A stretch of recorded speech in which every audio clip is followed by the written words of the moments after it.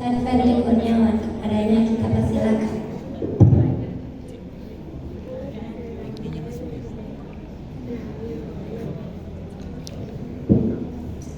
Sebelum masuk ke tausiah, izinkan saya berpantun dulu.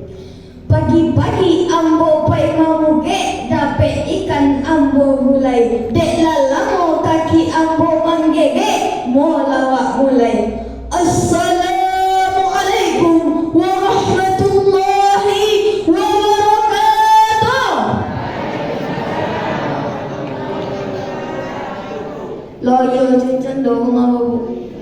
Banyak kok makan cindu tadi.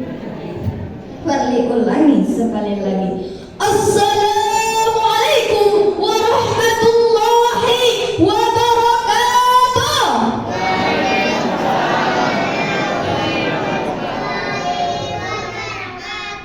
Alhamdulillah, alhamdulillahi rabbil alamin. Wassalatu wassalamu ala ashrafil anbiya'i wal mursalin wa ala alihi wa ashabihi rasulillahi ajma'in. Amma ba'd. Yang saya hormati, panjang kono yang saya hormati condo kemabu. Mailah dan tengok ya Bu. Yang saya hormati pengurus masjid, dan yang saya hormati cojok pandai, yang godang dak basawi gola, yang ketek dak basawi namo. Yang saya hormati bapak dan ibu yang telah hadir di masjid yang kita cintai ini, dan yang saya banggakan teman-teman sekalian. Sebelum masuk ke isi tausiah, di sini ada yang kenal sama saya? Ayo tunjuk tangan yang kenal sama saya. Masya Allah.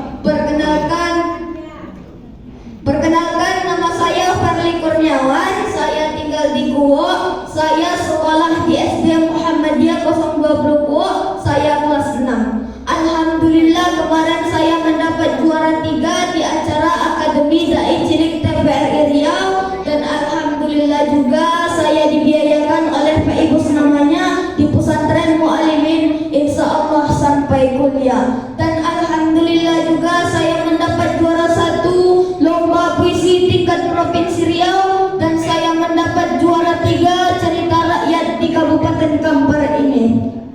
Baiklah, kita masuk ke isi tausiah. 2 hal yang harus kita perhatikan di bulan suci Ramadan. Yang pertama, menjaga sholat. Sholat adalah ibadah pokok dalam bentuk persembahan diri kepada Allah berupa perkataan dan perbuatan dengan tata cara yang telah ditentukan oleh syariat. Sholat adalah sarana berkomunikasi kepada Allah melalui jaringan yang telah ditetapkannya dengan nomor 2434, yakni subuh, zuhur, asar, maghrib, dan isya. Tak boleh dilalaikan ataupun ditinggalkan, tak boleh ditawar-tawar ataupun dikurang-kurangkan. Sama halnya jika kita berteleponan dengan seseorang, jika kurang 1 nomor saja, maka akan terdengar suara operator Telkomsel. Mohon periksa kembali nomor tujuan Anda. Perintah sholat ditegaskan Allah Subhanahu wa Ta'ala dalam Al-Quran surah Al-Baqarah ayat 43 yang berbunyi, A'udzubillahi minasyaitonirrajim. Bismillahirrahmanirrahim. Wa aqimus salata wa atuz zakah wa raka'u ma'ar raki'in. Shadaqallahul azim. Artinya, laksanakan sholat, tunaikan zakat, dan rukulah beserta orang-orang yang ruku. Jadi, perintah sholat wajib kita tegakkan. Jika kita melaksanakan sholat, berarti kita termasuk penegak agama. Dan jika kita meninggalkan sholat, berarti kita termasuk peruntuh agama. Sebagaimana sabda Rasulullah sallallahu alaihi wasallam, as-salatu imaduddin, faman aqamaha faqad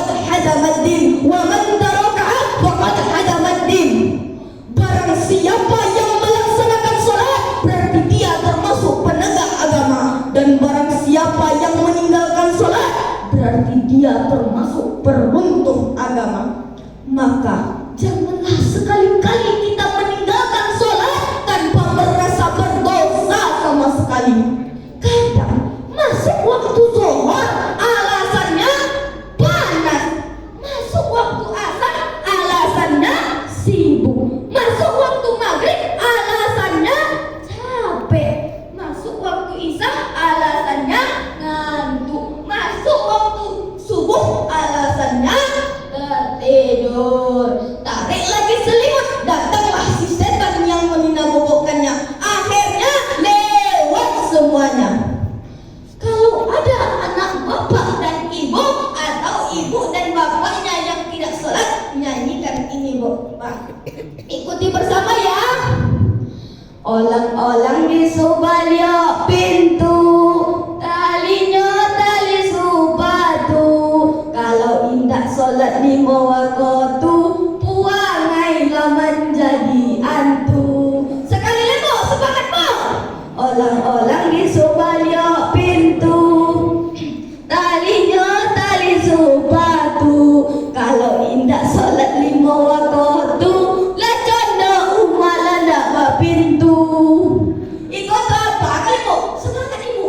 Olang-olang di Subalyo pintu, talinya tali sepatu. Kalau apa indah sholat lima waktu, amaklah menyodong sabu. Balik lo pak, tidak mau kalah lo sama ibu-ibu. Semangat ibu mah. Apa lah? Olang-olang di Subalyo pintu, talinya tali sepatu. Kalau ibu nak sholat lima waktu, apalah mencai bini baru. Iyo pak. Ibunya pak bu, jangan canggung bu. Sebagai bodoh pak jadi iyo bu. Tapi jangan sampai bercokak lagi makan bu oleh bu. Yang kedua, menjauhkan diri dari penyakit hasad. Tahu apa obat penawar hasad? Tahu? Kalau kita bicara tentang obat yang terlintas di otak kita adalah suatu penyakit. Penyakit yang perlu disampaikan kali ini bukan penyakit jasmani, tetapi penyakit rohani yang lebih parah dari penyakit gula, corona dan sebagainya. Ada suatu kisah dokter yang memeriksa suatu pasien yang lagi sakit. Tok tok tok, assalamualaikum. Waalaikumsalam. Ada keluhan apa bu? Ini dok, akhir-akhir ini kepala saya sering pusing dok. Oh begitu ya bu, yuk kita periksa dulu. Lalu si dokter tuh pasangkan alat tensi di lengan sang ibu. 200 per 150. Apa? Kok tensi saya segini dok? Apa ibu pernah makan daging kambing? Saya tidak pernah makan daging kambing dok. Gulai kambing, apalagi sate kambing dok. Potensi saya naik dok. Berarti ini bukan masalah kambing, tapi masalah psikologis. Hah? Apa pula masalah psikologis sudah? Bahasa baratnya, maksudnya bahasa Sumatera Baratnya, buswa ati, iri, dengki, dan dendam usumat. Susah melihat orang yang senang, senang melihat orang yang susah. Lihat orang naik pajero, kunang-kunang matanya. Lihat orang naik truk, dia pula yang stroke. Lihat orang beli gelang emas, dia pula yang sesak nafas. Tambah dipamerin oleh temannya. Hai Jeng, apa kabar? Apa susah dada kawan tuh? Tak boleh macam tuh. Allah Subhanahu wa taala berfirman dalam Al-Qur'an surah An-Nisa ayat 36 yang berbunyi, A'udzu billahi minasyaitonir rajim. Bismillahirrahmanirrahim. Wa la tatamannaw ma faddalallahu bihi ba'dakum 'ala ba'd. Shadaqallahul azim. Artinya, dan janganlah kamu berangan-angan iri hati terhadap apa yang dilebihkan Allah terhadap sebagian kamu atas sebagian yang lain. Jamaah, oh jamaah, alhamdulillah. Pak, Bu, mau tahu nggak cara terhindar dari penyakit busuk hati? Kalau mau, beri kasih dua penawarnya. Penawar yang